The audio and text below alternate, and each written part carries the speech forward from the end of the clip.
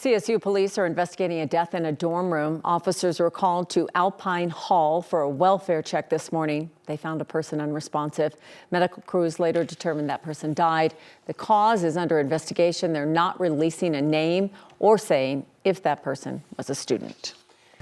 Denver's top elections official says it is no surprise that historically marginalized neighborhoods tend to have low voter turnout. 9 News reporter Angeline McCall is in Denver with what they're doing to change that.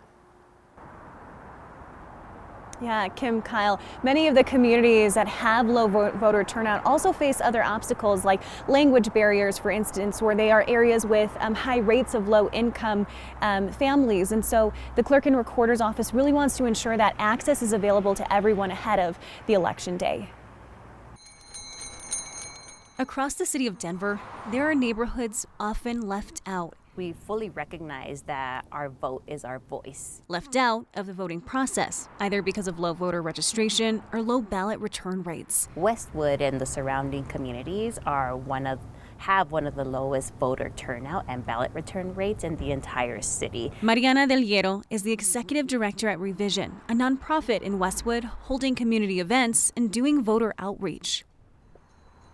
There's a community with very unique needs that if we don't show up to vote, those unique needs will not be reflected on the decisions that are made downtown. Westwood joins other neighborhoods like Montbello and Sun Valley with a pattern clerk and recorder Paul Lopez wants to change. It comes to no surprise that the same neighborhoods that have, the least amount of park space, right, that do not have access to grocery stores, these are also precincts in areas of town that have low return rates when it comes to returning ballots or participating in the elections. A disparity seen in voter turnout that could be due to lack of trust, lack of access, or simply feeling like their vote doesn't count. Coming from one of these neighborhoods, as a young man, I know what that's like, what it's like to feel that you don't matter in this city.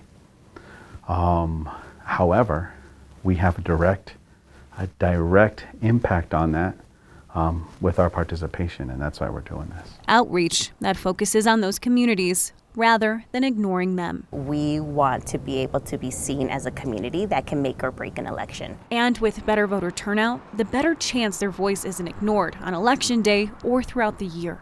We want to make sure that we are activating communities so that when certain items are decided downtown, our voice is reflected via the votes that we turn in. Clerk Lopez and Revision just held a town hall for voters in Westwood just yesterday, and they have other events coming up later this week as well as next week, and so that's something to put on your radar. And in the meantime as well, Lopez and his team are also making sure that people have lighthearted ways to get engaged. We're talking yard signs, even things like tattoos. This is one that he gave me today. It says denvervotes.org. Also has November 5th on it with a sparrow. So it made me feel like a kid again, especially in neighborhoods that have a lot of children and a lot of families. So this is one way to kind of do a lighthearted way of engagement. Kyle, Kim. It beats the sticker. It beats the It does. sticker. Now just be careful. You might need to cover it for the next several days to see if it stays. Yeah, if you want to keep it through election day. I don't know. Red. I want to see how. Yeah, or you can go get a new one at election day too. We never know. Go. Maybe they'll start handing out tattoos instead of stickers. But you didn't hear that from me. All right, I'm Freshen it up. I show up on election night with one on my neck. All right, Angeline, thank you. So, for years, cameras have kept a constant eye on ballot boxes across the state. The drop boxes, that's the law. And now Douglas County is stepping up their video surveillance. As 9 News reporter Roger Krause shows us, the county clerk hopes this will help voters feel more confident in the process.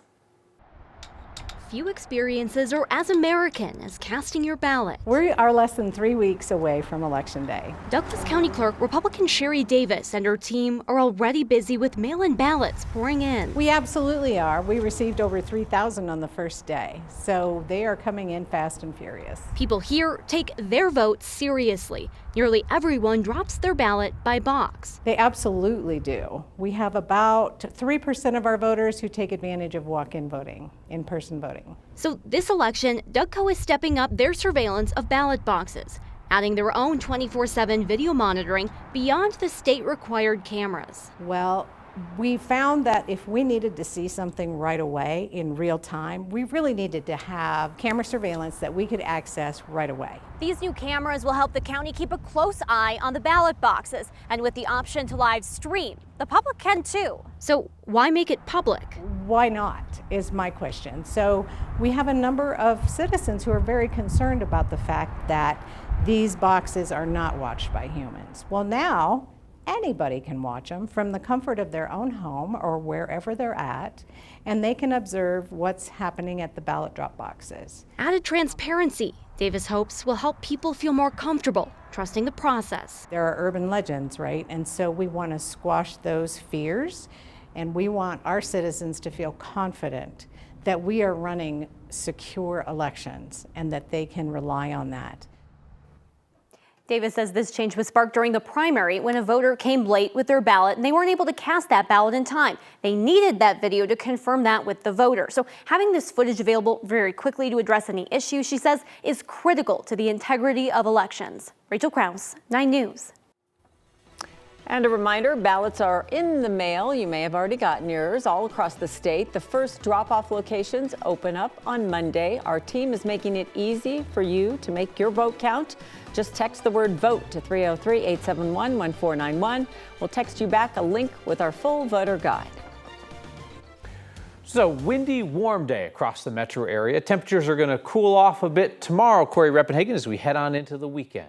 Yeah, it will cool down just a little bit for tomorrow because it's just the beginning of a storm system that's coming in. Hard to believe it's our first winter storm of October, but it is inbound. It won't impact our low temperatures too much tomorrow morning. In fact, some areas on the Front Range may stay above 50 degrees tomorrow, and some mountain towns may stay above the freezing mark, but we'll start to feel those impacts, one in the way of the wind, which we are already experiencing. Here's your Thursday in Denver, mix of clouds and sunshine, quite a few clouds, so it won't quite feel like a 75-degree day tomorrow, especially with the winds, which should be fairly persistent throughout the day tomorrow.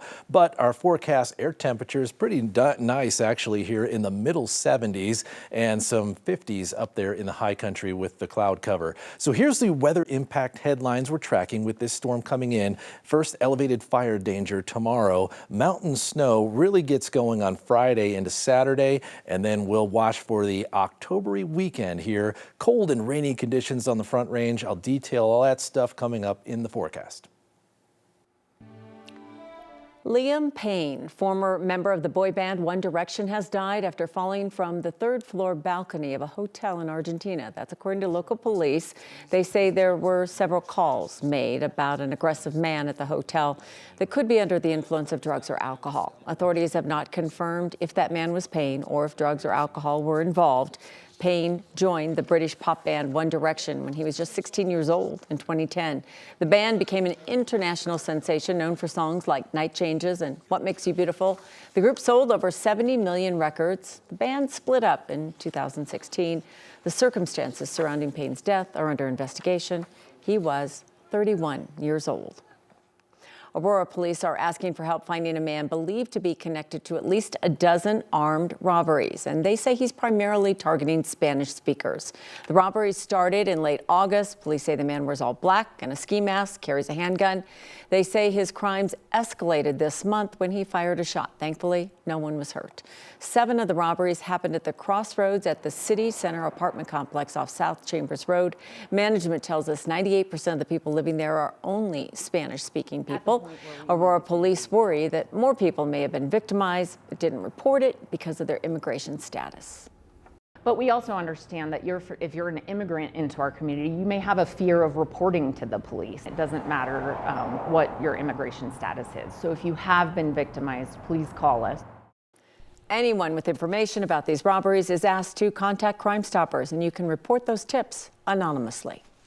A now former judge who presided over the Barry Morphew murder case says the disbarment is an appropriate punishment for the DA, Linda Stanley, who targeted him for his rulings.